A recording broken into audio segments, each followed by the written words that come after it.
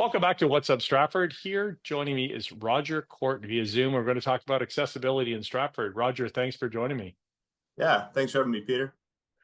Um, Thank you for coming on because I want people to think beyond the normal accessibility things and how there are solutions, especially in the heritage function. Before we go, let's talk about some exciting news that you have this month with the winner of the Accessibility Award.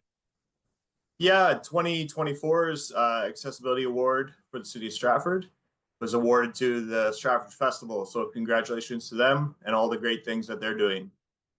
Yes, that's awesome. One of the ones that we see too locally downtown was McLeod's was last year's winner. What do they do to make their store more accessible, and what does the festival do to make their facility more accessible?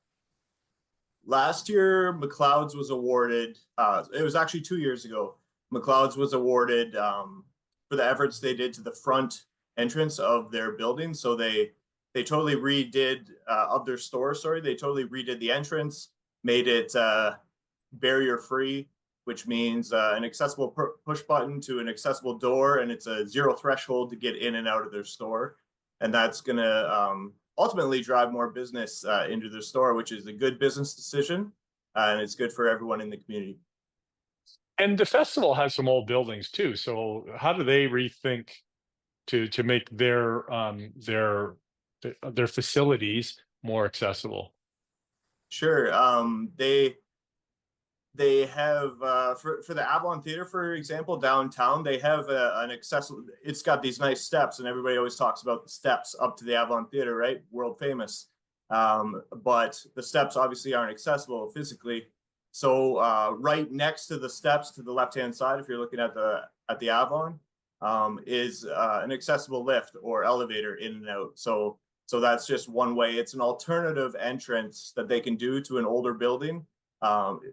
And that provides access. So it's kind of similar to like this the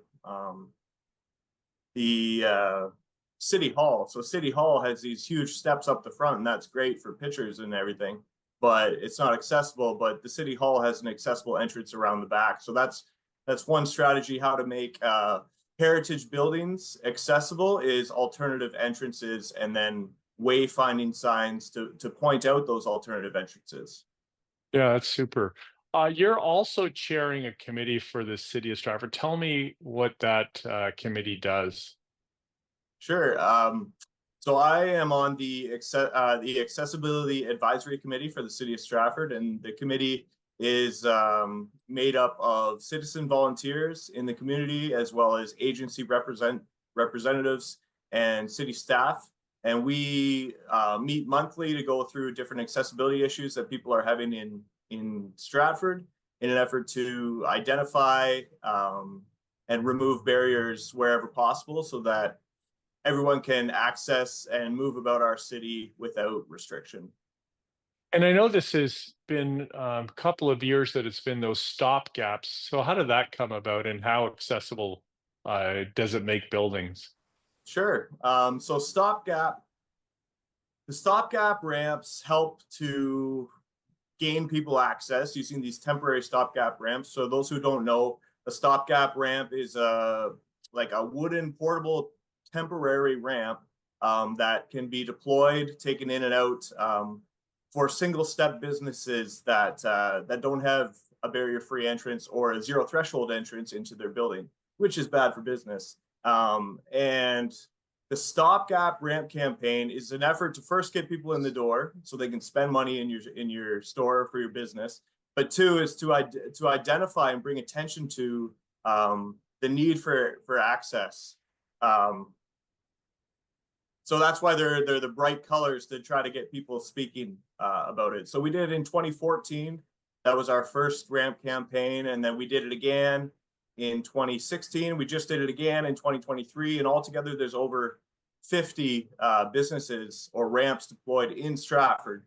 And let's all be reminded of what the definition of stopgap is. So stopgap is a temporary solution to a problem until the problem can be removed permanently. And actually, that's where we'll see success of the stopgap campaign will be when we don't see stopgap ramps in the community, because everybody has realized the need for access, and they've invested in a barrier-free entrance to their facilities. Roger, thanks very much for leading accessibility in our community and making it slowly becoming more an accessible community as well. Thanks, Roger. Yeah, thank you, Peter.